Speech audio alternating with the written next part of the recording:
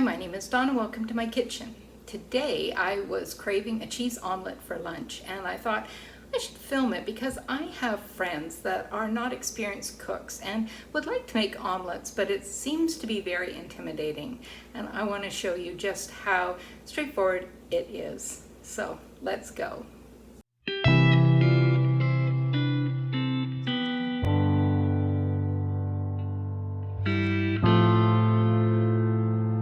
First, let's start with our ingredients. I'm making an omelet for one, and it's a 2-egg omelet. You can make a 3-egg omelet or more if you want. And cheese, because I'm making a cheese omelet. You can put whatever filling you want in your omelet, but cheese is quick and easy. We'll need a little olive oil, or you could use butter or a combination, and salt and pepper. That's it. Okay, let's pull out the tools. We'll need a bowl with a fork. And you'll need a small non-stick pan, and I highly tell you it needs to be non-stick, and a little spatula.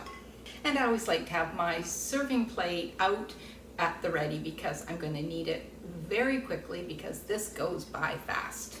Okay, let's get started. First thing that we do is we need to crack our eggs.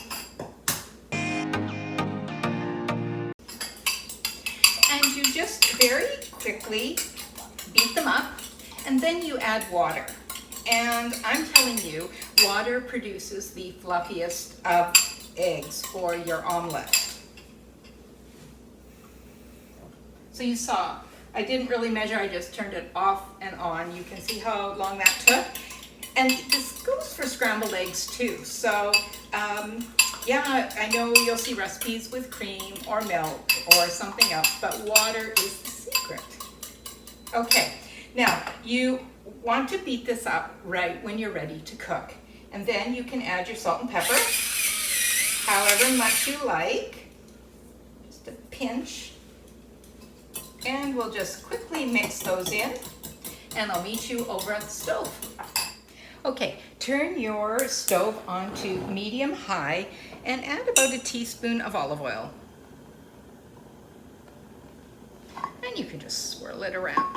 And now we just wait until it gets heated. And once your oil is heated up, you just give your eggs another little whisk up and pour them in. And now do nothing for a few seconds. Now what you're looking for is to get it to have a bit of setup right here on the edges. It starts to look like it's a bit cooked. And what you want to do is just take your spatula and drag it to the middle. And at first it kind of just all floats back and you're like, I think I'm just making scrambled eggs. But trust me on this, we're making an omelet. And we keep doing this until there's really not as much liquid coming up, because you still want to keep that round shape. So you can sort of swirl it around, and then we're just going to let it sit here and cook on the other side. And you can use your spatula just to loosen up the edges. And we want it to be relatively firm, and it won't be fully cooked on the top, but it will be a bit more solid than it is now, and it will not be this runny. That's what we're going for. Get all that cooked up. And then when it's like this and pretty solid, we're gonna flip it. Oh yes, we are. We are gonna flip it. And I know you can do this. So when it's like this, you kind of tilt it down like this, and we're gonna flick it with our wrist. Here we go. Look at that. You can do that.